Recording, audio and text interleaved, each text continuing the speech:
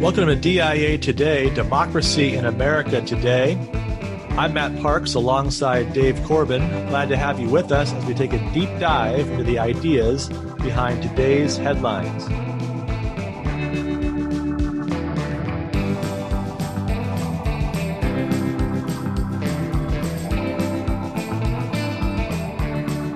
Dave, how are you? I'm doing great, Matt. How about yourself? Doing okay. It's been quite a interesting last 10 weeks or so here in New York quarantine, but we're hanging in there. What's it like down in Texas? COVID-19 life here is not too different than normal life, which is nice for me and nice for the family. We had left California about a month ago, and things were getting a more heightened hysteria day by day. And it was somewhat unbearable. So certainly the move to Texas, Hill Country, Texas, we're in Canyon Lake, Texas for the summer is wonderful. Kids can play in the backyard.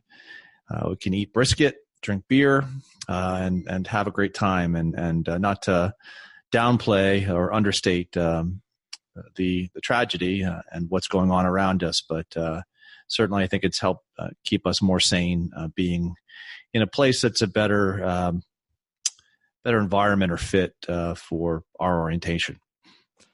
Yeah, we've had some challenges, no doubt. We are in a county that is the county with the highest infection rate in the state, with the highest infection rate, and probably most of the deaths you're hearing about in New York have happened within about a 30-mile radius of us. So it has been definitely locked down for us. Haven't left the house too much.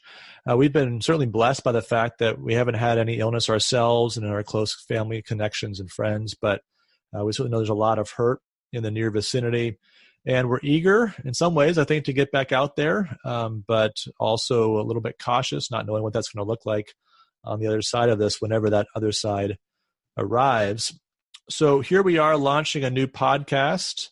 We've done a lot of things in the past, a lot of writing projects in the past. What do you think about this podcast, and what do you hope we'll get out of it? Well, I think we've always had fun conversing about politics and culture. What people don't know is that we often spend a lot of our time talking about sports. So that's a great new addition to what we're putting forth there and hoping people will enjoy. And I do think that this is a great means to get writing going again. Sometimes when you have a conversation, it leads you to want to put it on a paper and think through the idea. And I think that also for me, I read the headlines, and I often come away a little bit depressed because there's not that kind of look backwards at these instances in world history before, how human beings have dealt with challenges. And I think there's a lot of wisdom out there, both biblical wisdom, wisdom that comes from philosophic or historical sources, from reading history, reading biography. And I think that we often we don't employ those things that we should. So I'm just hoping that people will find this approach to history and to the headlines to be compelling, and it'll give people, I think, the most important thing that we need in life, which is perspective. Great. Well, we've named the podcast Democracy in America Today, an obvious nod to Alexis de Tocqueville's great book on American political culture. I got my copy on the bookshelf behind me. I think I saw yours in the background there. But our plan mine's a French translation, Matt, as you know. Of course. Yes. That's a good story. We'll have to tell that story sometime, because I'm sure the audience will appreciate just how skilled we both are in the translation of French. Double Winthrop has got some competition whenever we get around to our own translation of the work. Sure. So, yeah. I was saying, in our next lifetime, because you're kidding. Yes, definitely kidding. So our plan isn't, though, to comment on de Tocqueville's ideas per se, that I'm sure we'll do some of that, but rather to apply his method to the American democracy of our day. He begins his book by uncovering the generative fact of Jacksonian America, the fact from which, as he puts it, each particular fact seemed to issue. And so we're going to try to do the same thing with 21st century America, drawing on our experience teaching the classic texts of political philosophy over the years. And, since since democracy in the Tocqueville is such a big idea, really much bigger than politics, that's going to give us a chance to talk about culture and religion and sports and all the rest under this big umbrella idea of democracy. So rather than talking more about it, let's go ahead and do it. And let's start with some headlines. The lockdown reopen debate continued this week. But what's striking about it is how much and how quickly we've managed to sort this story along our pre-existing hyper-partisan lines. So rather than thinking about this as a moment of coming together, it's really just reinforcing the ways in which we're already torn apart. Consider this headline last Thursday from the Washington Post. Here we go. Coronavirus hotspots erupt across the country. Experts warn of second wave in South. Well, it sounds bad. And then you read the first paragraph. Dallas, Houston, Southeast Florida's Gold Coast, the entire state of Alabama, and several other places in the South that have been rapidly reopening their economies are in danger of a second wave of coronavirus infections over the next 4 weeks. According to a research team that uses cell phone data to track social mobility and forecast the trajectory of the pandemic. So that's not exactly hot spots erupting all over the place, is it? But there's a narrative. I was going to say, no, not at all. I mean, if I read that article, I'd think that it was coming after me here in Hill Country. But what is that narrative? Well, that's just it, right? So there's a certain narrative that won't really allow us to enjoy good news, it seems, at this point. Rich Lowry had a piece up at National Review today about that. This week, the spotlight's been on Florida, where Governor Ron DeSantis chose to focus COVID-19 prevention efforts on nursing homes and other elderly communities rather than ordering an early and long-term statewide lockdown. And despite widespread predictions of disaster, the results have been rather encouraging. The death rate there in Florida is about 1/15 that of the state of New York, and the infection rate is 35th among states, despite the fact that they've conducted more tests than any state but New York and California.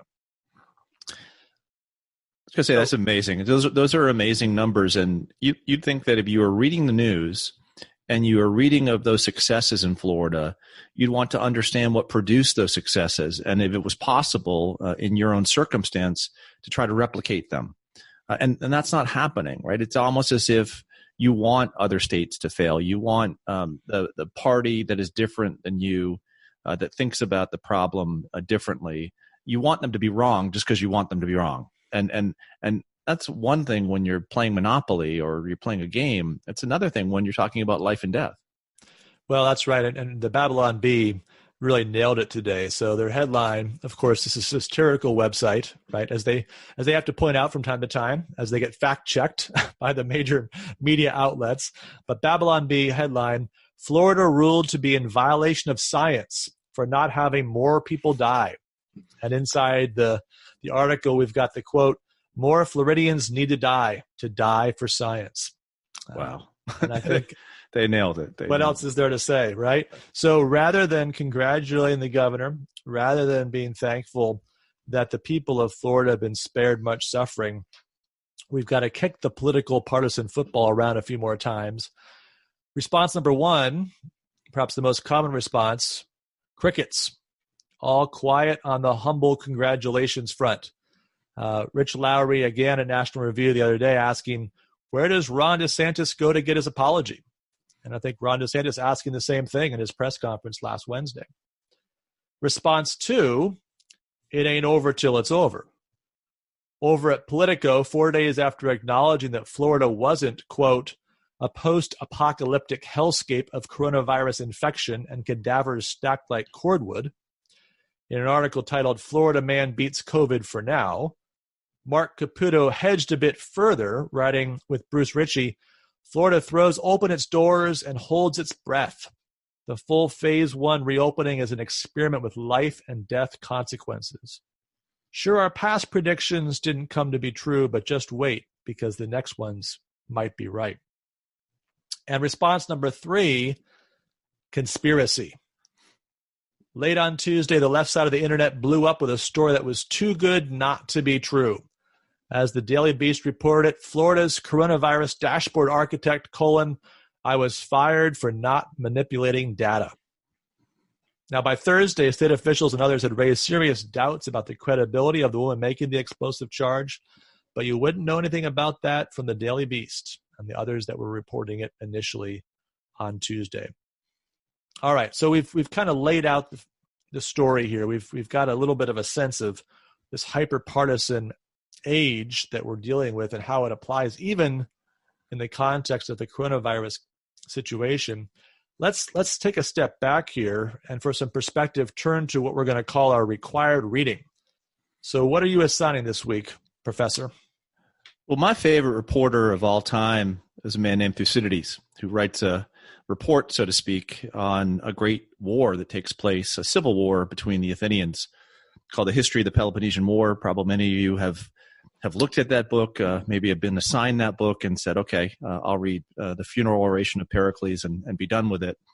But there are other great snippets within the book that really shed light, give a report on the human condition and why we do things the way that we do. So the section of the book that I want to assign for this week's required reading is in Book 3 of the history, where Thucydides takes on the Corcyraean Revolution. And he talks about faction breaking out across the Greek city-states, but in particular how it displayed itself in Corcyrea. I just want to read a couple snippets from that piece. Thucydides writes, "The sufferings which revolution entailed upon the cities were many and terrible. Such have occurred and always will occur as long as the nature of mankind remains the same, though in a severer or milder form and varying in their symptoms, according to the variety of the particular cases." And here are the keynote. "In peace and prosperity, states and individuals have better sentiments, because they do not find themselves suddenly confronted with imperious necessities. But war takes away the easy supply of daily wants, and so proves a rough master that brings most men's characters to a level with their fortunes." And I think that's what we're seeing in this coronavirus. Most men's characters are coming to be level with their fortunes, or at least we're trying to produce a scenario or want a scenario where people's fortune is bad and hence their character is blamed for the choices that they've made. But he also says a couple other things that I think are interesting and tied to what you just said and going through the headlines. He says words in these times, in times of revolution, words had to change their ordinary meaning and to take that which was now given to them. Reckless audacity came to be considered the courage of a loyal ally. Prudent hesitation, cowardice. Moderation was held to be a cloak for unmanliness. And here's a nice one for us today. Ability to see all sides of a question, inaptness to act on any. So the words change and our understanding of people change, and our wanting to blame our adversaries becomes a defining principle of our age. And what are people after an age like this? Well, Thucydides gives an answer to that too. The cause of all these evils was the lust for power arising from greed and ambition. And from these passions proceeded the violence of parties once engaged in contention. Religion, morality, any type of discussion between parties in which they recognize that there's a common good that they ought to aspire to. All of that is cast aside, and it becomes a game of who can have as much power as possible, and who can use both in word and deed their power to inflict themselves upon their enemies. So I don't think, Matt, that we're there right now in the United States in the year 2020, but I do think that we're tending in that direction. The trajectory of the regime is moving in that direction. And I think the reason why is we've moved into what some have called a post-Republican age, not Republican Party, but the Republic itself. And a Republican notion, lowercase r, that there is a common good that we can aspire toward. And yes, there are going to be differences of opinions over taxes and healthcare policy and this and that and the other, but that you work out those differences by making arguments. You work out those differences by having elections. And sometimes you win and sometimes you lose. Sometimes you think one thing and it changes to another. But at the end of the day, your goal and your aim in your speech and in your deed ought to be that aspiration toward the common good. So you take that out of the equation, and what do you have? You have the dogfight that we see in politics today. So I think Thucydides, once again, is helpful on many fronts, but in teaching us the dangers of faction, I think he's done a great job in this week's lesson.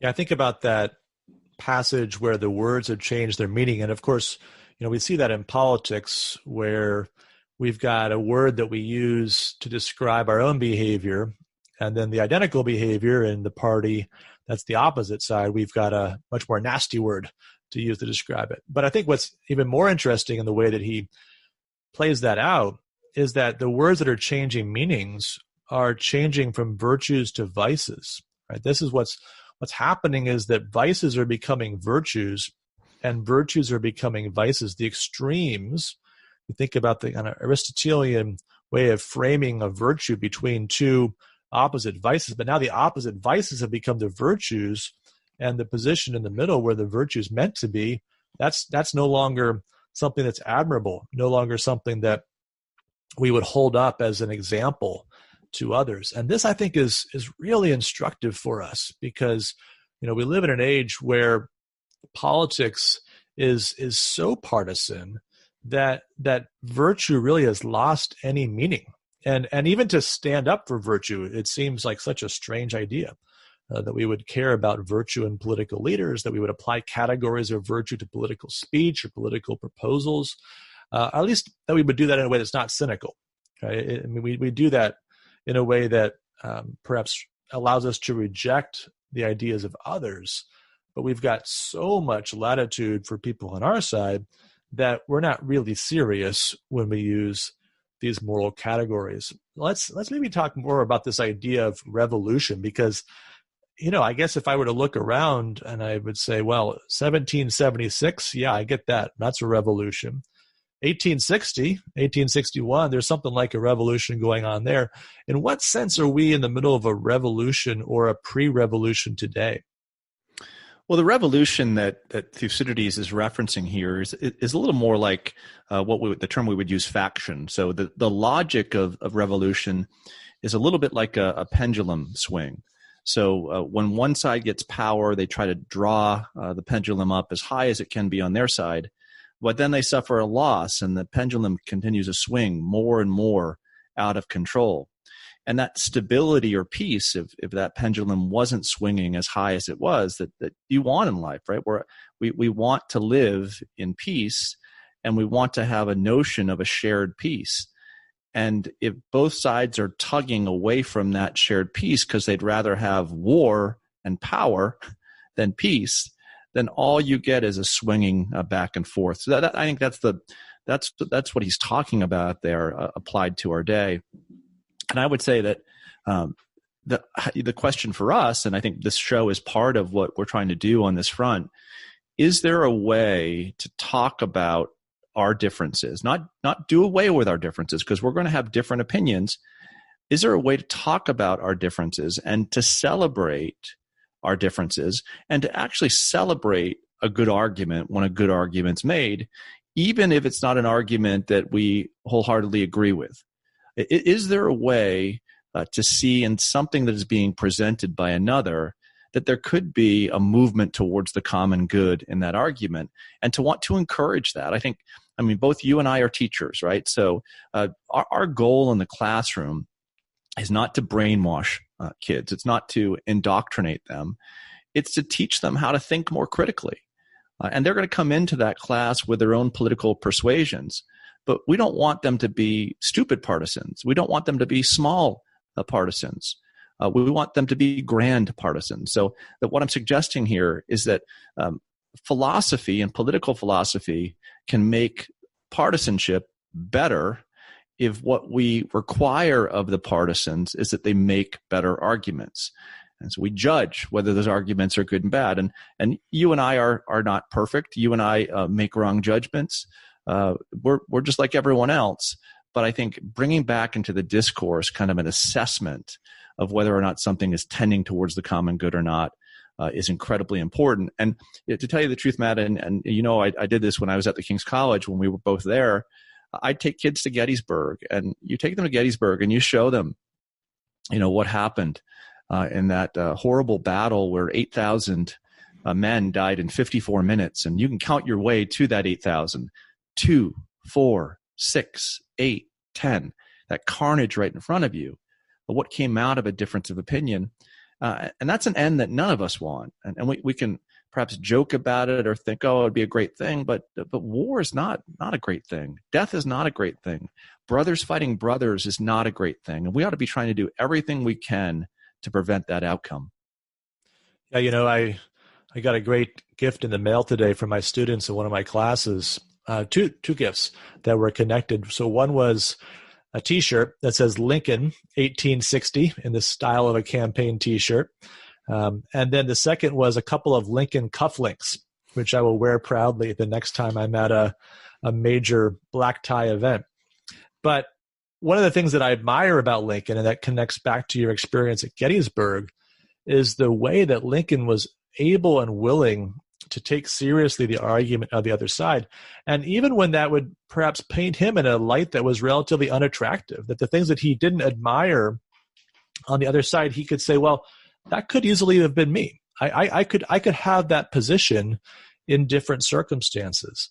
And so we see, I think in Lincoln, the kind of magnanimity that we're talking about here that moves people toward persuasion with reasoned argument and take seriously the possibility that the other side has an argument that they think is reasonable too.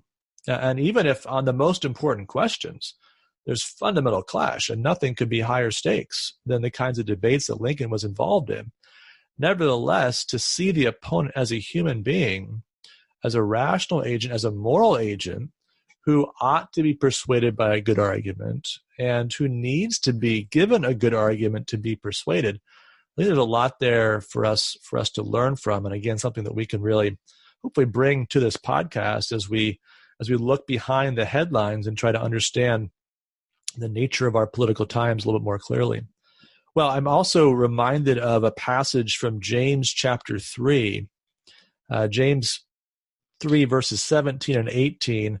But the wisdom that comes from heaven is first of all pure, then peace-loving, considerate, submissive, full of mercy and good fruit, impartial and sincere.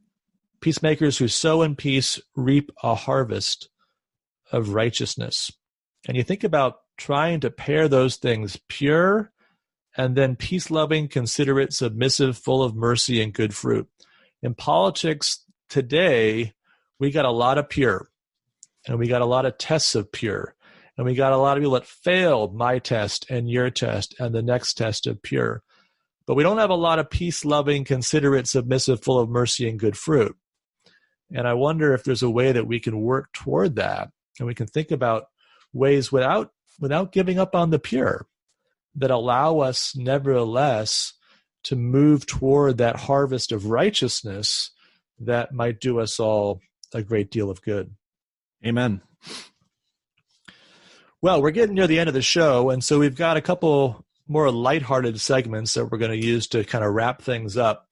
And so when you put a couple of college professors together, and especially right after the end of a semester where we've just finished up assigning grades to our students, we don't want to lose the habit. We don't want to get out of practice. So we're going to have to open the grade book one more time. Each week what we're going to do is assign a grade to a person or a policy in the news. This week, we're going to focus on political slogans, campaign slogans. So, you think about historically the great campaign slogans that capture the candidate, capture the moment, and might even live in political memory after the candidate's been forgotten. You think about William Henry Harrison. Who's that? Tippecanoe and Tyler too. Yeah, we remember that back in the campaign of 1840. We don't remember what Tippecanoe is, a battle that William Henry Harrison was involved in winning. But Tippecanoe and Tyler too has lived on. Or how about Morning Again in America from 1984, Ronald Reagan's re-election campaign? Or more recently, Hope and Change, Barack Obama's rallying cry in 2008. So I want to get to Joe Biden and Donald Trump, of course, the main event in the upcoming fall campaign. But before we do that, let's just get some rapid fire thoughts on some of the slogans for campaigns that didn't ultimately lead to a nomination. So these are all taken from Ballotpedia, a great source for all things political. Let's start with Mayor Pete. There's actually 2 slogans listed. Number 1, a fresh start for America. Number 2, win the era. What do you say, Professor? You want a grade for both of those is what you're asking. Yeah, give me a grade. That's what. Let me hear your reaction. I think I'd give a fresh start for America an incomplete. A fresh start of what? And it's a little vague for me. Fresh face? What? Fresh. I mean, Mayor Pete, what is he, 17, 18 years old, something like that? So he looks that young. That's right. But I'd probably stay away from the vague. His other quote was what? Win the era. Win the era. Wow. How about win the millennium? Or just win forever. Win the era. Wow. Okay. That actually sounds like something someone young would think, that you could just win the era. You're not just going to win the presidency. You're going to win the era. I'll give that a gentleman's C. Gentleman's C. It's a good thing to be optimistic when you're young, but sometimes that comes at the cost of humility. So a C for that, I'd say. When I run in 2032, which was my plan from when I was in 2nd grade, I've already got my slogan. It's going to be win the epic. Win the epic. Okay. Yeah. Awesome. We're one and done. I don't, once you get that win under your belt, there's nothing more to be done. We can just take thousands of years off and all go back to normal life. So, okay. How about Elizabeth Warren? Always the overachiever. So she's got even more slogans. She's got 3 slogans. Number 1, persist. Number 2, best president money can't buy. And number 3, of course, Warren has a plan for that. So maybe pick one of those out, give us a grade. What do you think?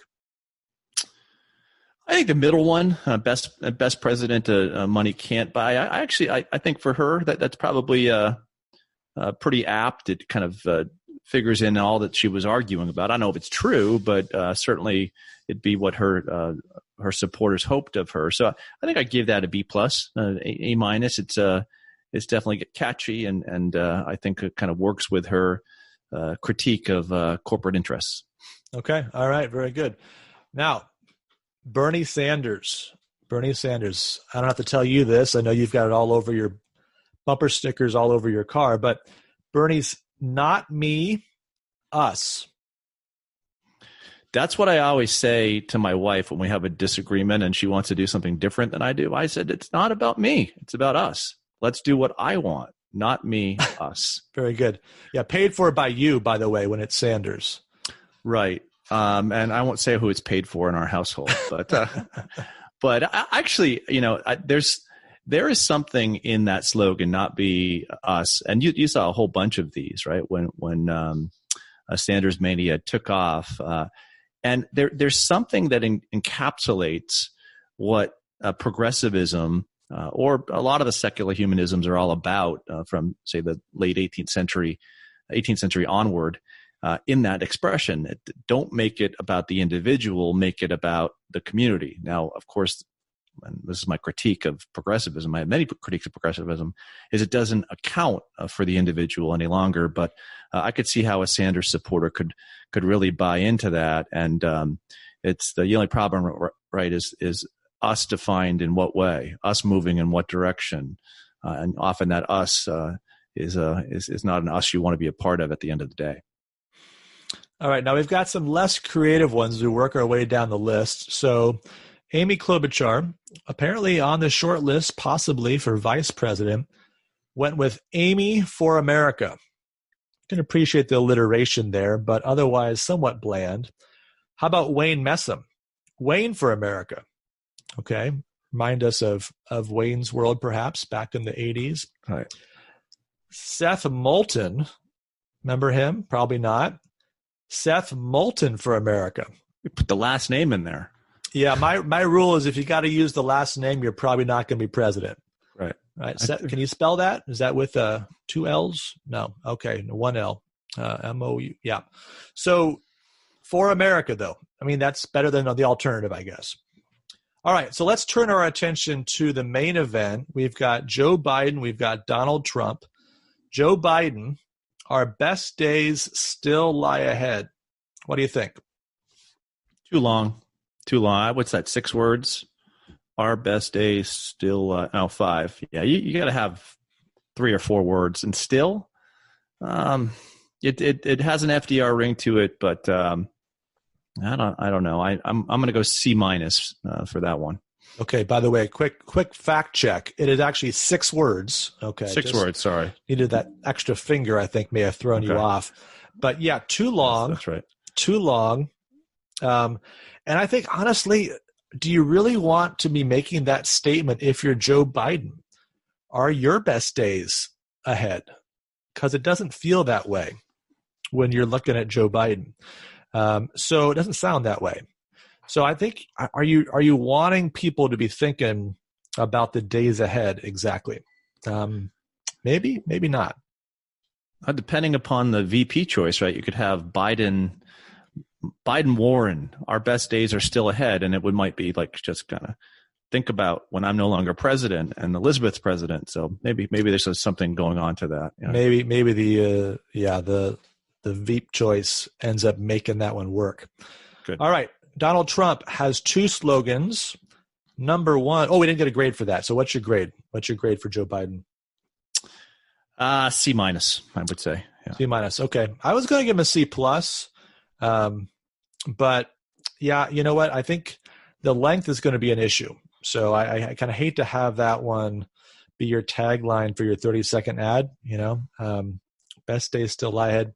Too much work to get it out. All right. So Donald Trump, keep America great, naturally. And secondly, promises made, promises kept. What do you think? I like the first one. I actually like the word great. I know it's gone out of favor with many people, but I think that you ought to aspire toward greatness, recognizing what your limits are. Does he think that it was made great in the last 3.5 years? That's where I really have an issue with that. So I'd give that an A for its intention, but probably a B for its reality. The other one, I wouldn't go there because there were some promises that were made that weren't kept, and so I'd kind of stay away from that. I'd probably put that one in the D range. So if I was on that campaign team, keep America great, not perfect but good. The other one, yeah, you're gonna be fact checked on that by everyone. Well, yeah, and you might be fact checked on the keep America great too. I'm not sure that's the slogan you want right at the moment. The great that he was hoping to be able to run on was 3.5% unemployment, stock market cruising along, peace in our time. And while the peace perhaps has persisted in some ways, tensions with China have certainly increased in the last few months. The economy is certainly struggling and will be struggling all the way through the fall campaign, we would expect.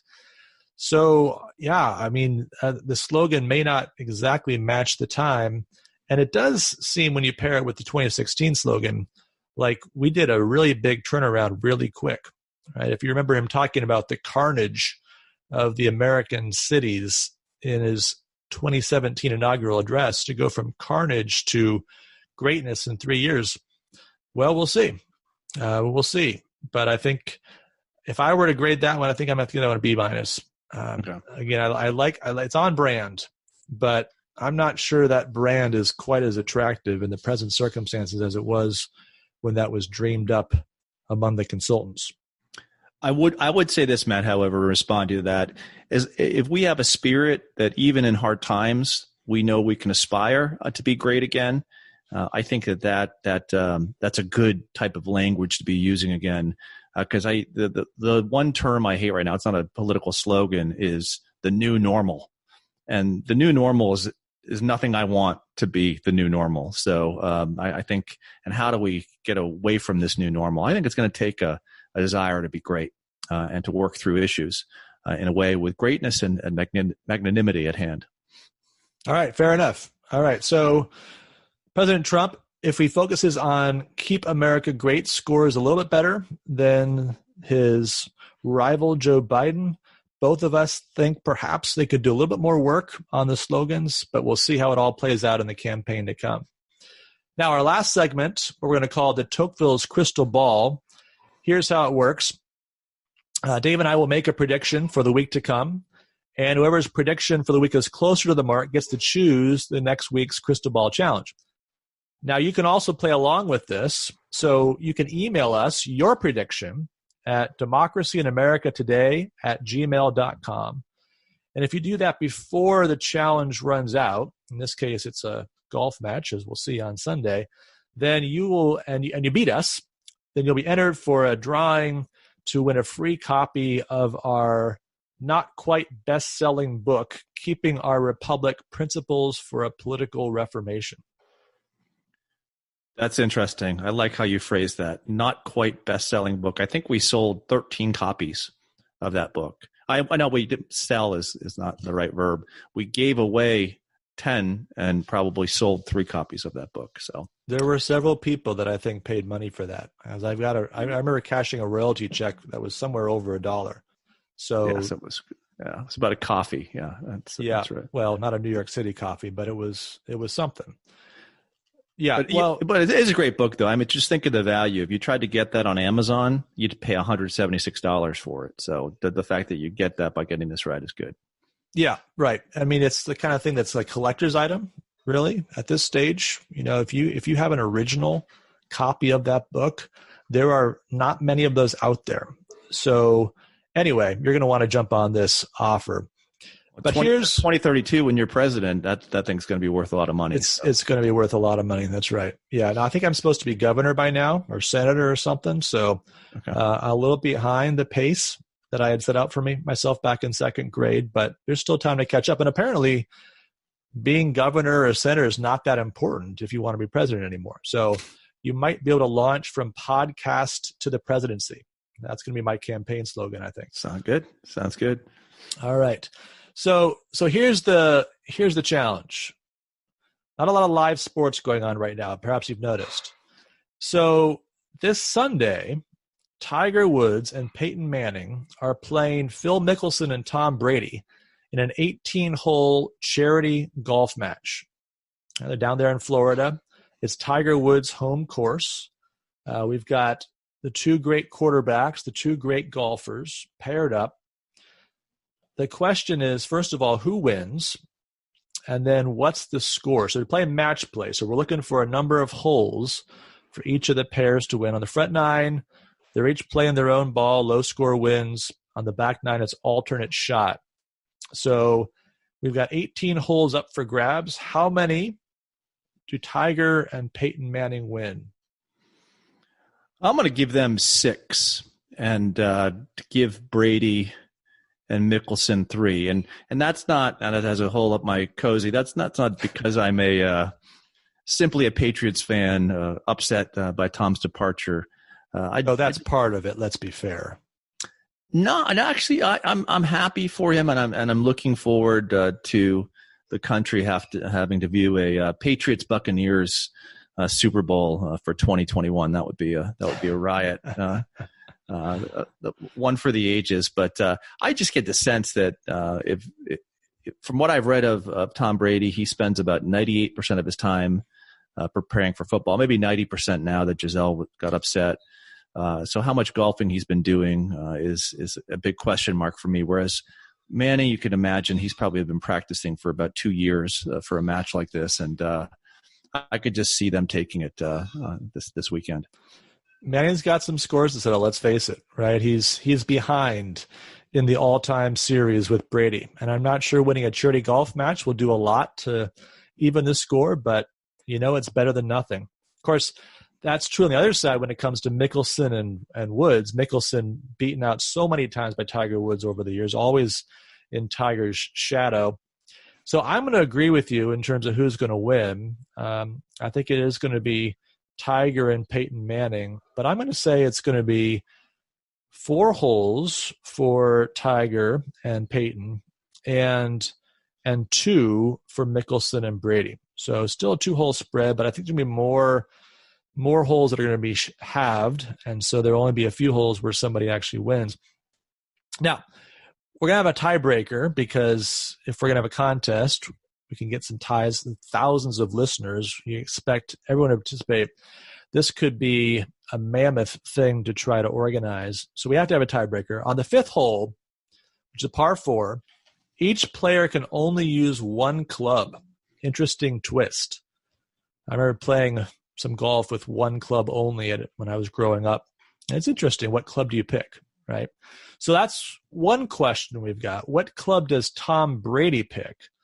And then what's the low score on that hole? So par 4, what's the low score on the hole? And what club does Tom Brady use? I'm going to go par for the score. And let's say 6 iron. 6 iron for Tom Brady. Okay. All right. Well, I agree with you on the par. I think someone's going to par this. I don't think it'll be either of the quarterbacks, but I think either Tiger or Phil will figure out a way to get par on that hole. But I'm going to go out there just a little bit. I think Tom Brady, who's not really that funny, by the way. Peyton Manning is very funny. Mickelson's pretty funny. Woods has no sense of humor. Tom Brady, it's pretty weak. He's good at laughing at other people's jokes, but that's about all he's got going. So I think he's going to try to add a little humor. Going to kind of zig while everybody else is zagging. They're going to expect Peyton Manning to do the kind of zany stuff. But I think Tom Brady's going to pull out the putter on that hole. Okay. And wail away at that thing and probably, hit it into the trees and score 8 or whatever. But I think he's going to try the putter and just try to lighten the mood a little bit. So I'm going to take that as my prediction. Someone else will score par, but I think Brady's going to try to be the jokester at least for one hole. Otherwise, I think he'll have to give up that title to the other competitors. Should be fun. Should be fun. It's going to be a good time. Yeah, it's going to be a good time. And hopefully more real live sports sometime soon, right? We've got baseball talking about that. We've got all kinds of sports that are making their plans, but no one's quite pulled the trigger unless you're a huge Bundesliga fan, German soccer out there. I know you follow that closely, Dave, but for the rest of us, Bayern Munich, yes. Yeah. So. Okay, well, you at least got one team named down. That's pretty good. So for the rest of us, right, we'd like to see some sports return. We'd like to have to not predict the scores of celebrity golf matches, just saying. All right, well, that's going to wrap it up for us for this first show. Thanks for being along with us. We will be back with you next week with more headlines, required reading, open the grade book once again, and a crystal ball. You can follow us on Spotify. You can get our podcast on Apple Podcasts. You can get us on Google Play. And we look forward to hearing from you once again, democracyinamericatoday at gmail.com. Thanks very much. Take care and God bless. Good.